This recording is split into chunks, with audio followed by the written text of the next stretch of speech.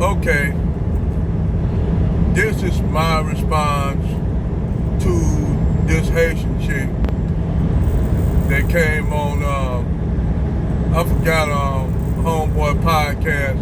Anyway, she had some choice words to say about FBA, a Foundation of Black Americans, or Black Americans. She said that she called Black Americans dirty.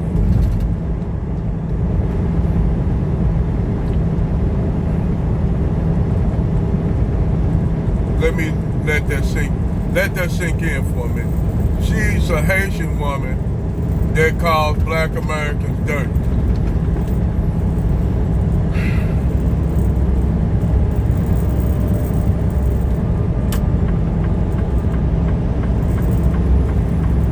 All right, so let's be honest.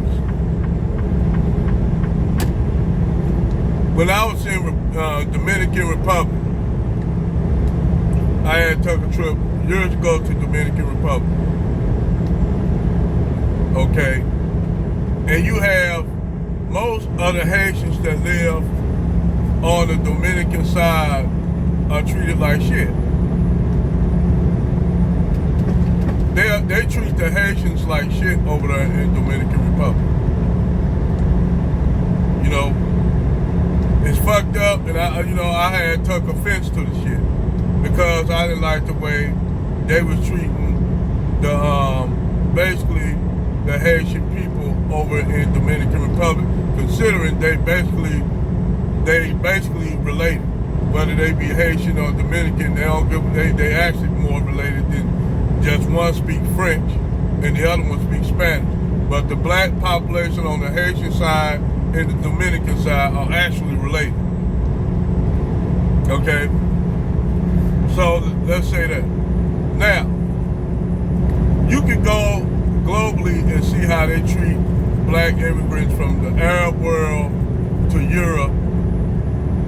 And I say, in the UK, they don't really even want blacks over in the UK. You have black Brits and they don't want them there.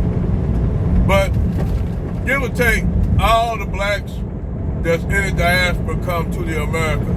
And for some reason, they do well over here in the United States. They don't do well in their own countries. They don't do too well in Canada. They don't do too well other places in the Western Hemisphere. But let's talk about the Haitians. This Haitian chick had the nerve to call FBA people dirty. She must was born and raised over here, because she haven't been over to Haiti. Your country, and I'm not trying to basically shit on them, but it's funny how they can bring their ass over here and act like somehow better than FBA people. And I give Haitians kudos because they fought the Haitian Revolution and defeated the French. So I could give them kudos for that under Dassaline, Aristide Declause Dassaline. But this chick came over here and said this disrespectful shit. And you literally come, fuck it, I'ma say it, I'ma go there. You literally come from a shithole country. They got, if you ever go look at Haiti, it look like a motherfucking landfill. It like Port-au-Prince is in bad shape. You got gangs all in Port-au-Prince. This is why Haitians don't need to come over here and talk shit about FBA. Y'all don't. Y'all can't. Because goddamn Port-au-Prince is fucked up. Go look at Port-au-Prince. It's ran by gangs and all kind of shit. You dig?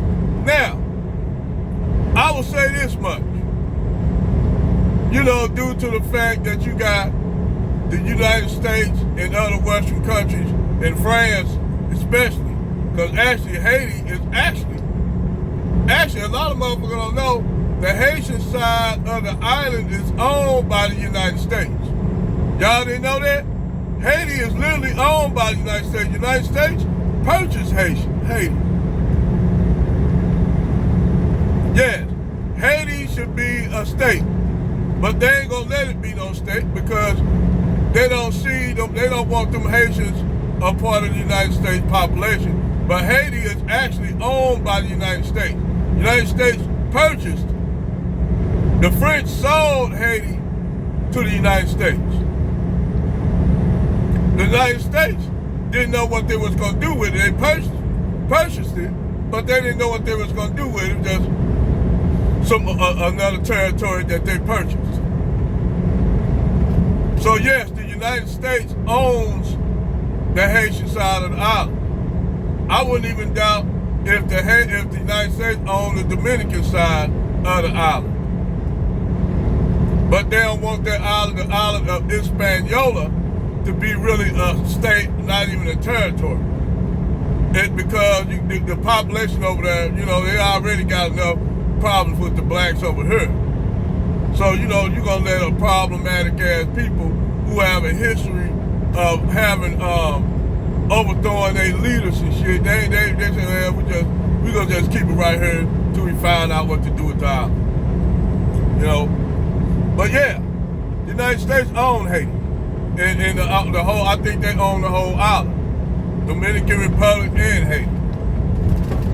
So, the Haitians had a nerve to come, a lot of these Haitians come over here and be arrogant like that, and y'all come from a piss poor country where you ain't in a position to be like that with black Americans. None of y'all countries are in that position. Whether you be Somali, Haitian, Jamaican, any black people from the diaspora, whether they be from Dominican Republic, Ecuador, any black people in the diaspora.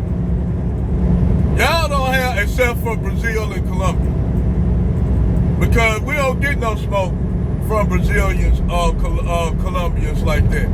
Shit, mainly time when we go down to Brazil, we love. The black population down there treat us like long lost brothers and sisters, so they exempt. So Brazilians, Colombians, and Panamanians are exempt from that.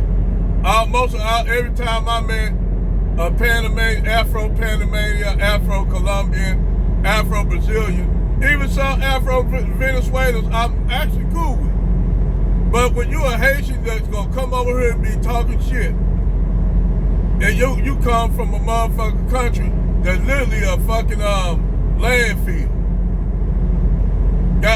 Y'all a goddamn landfill. You'll drive a motherfucker a waste management truck and think it's the biggest goddamn landfill of all. And you have the nerve to say black Americans dirty. And you try not to go there and take the high ground on these situations with these non-FBA black people when they say some fucked up ass shit about black Americans, but fuck it. Sometimes you can't help it. It's just like if British came over here disrespecting white Americans. If British came over disrespecting white Americans, after a while, white Americans gonna say, fuck that. Take your ass back over there with your crumpets and your motherfucker bloody Earl Grey tea drinking ass back over here. We drink coffee, motherfucker. We eat donuts over here, nigga. That's what white people gonna do. If British came over here talking shit about FBA, man, after a while, white Americans gonna take your black Earl Grey tea drinking ass and your crumpets and your bloody Earl Grey tea drinking ass back over there across the bloody pond. Yeah, white people gonna get mad. Let the French come over here talking about white Americans. White Americans gonna say, take your croissant eating ass back over there to France. We eat biscuits over here, nigga. I'm telling you that, yeah, man, I'm telling you, white people been went off. So we ain't gonna take that disrespect from none of the motherfuckers in the diaspora. Now we'll respect y'all. If you respect us, we gonna respect you. But if you want to get out of pocket, start talking all this kind of goofy shit, and then gonna say, oh, I'm sorry. Oh, half-dead ass apology she gave. It's just like the Ghanese girl that was talking all that shit from Ghana, talking about strapping herself with bombs and blowing up FBA people, making a terrorist threat. And they should have deported her ass. They should have deported that bitch.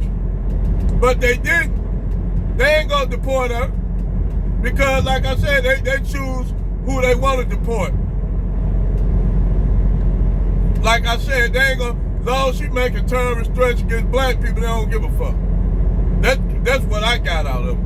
She can make the terrorist threats about to black people, they don't give a fuck. That's black on black crime. We don't got nothing to do with that. If that bitch decide to blow y'all up, oh well, we gonna look at that as black on black crime. There's no act of terrorism. You know? But the whole thing is, when you come over here as a non-FBA black person talking shit, just to let you know you will get chin-chin. Now, we don't got nothing against brothers and sisters in the diaspora, but if you come over here on some motherfucking disrespect, we gonna deal with your ass.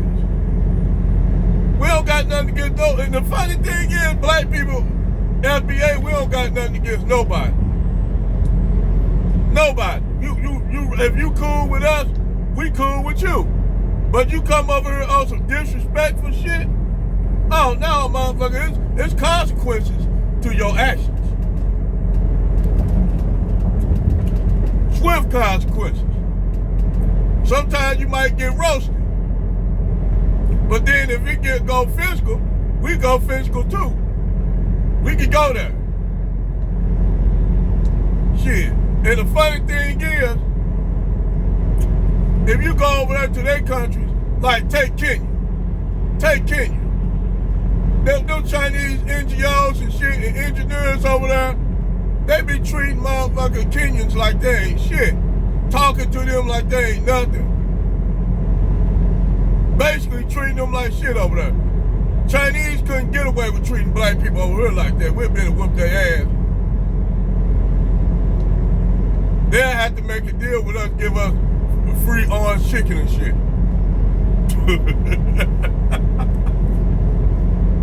Shit.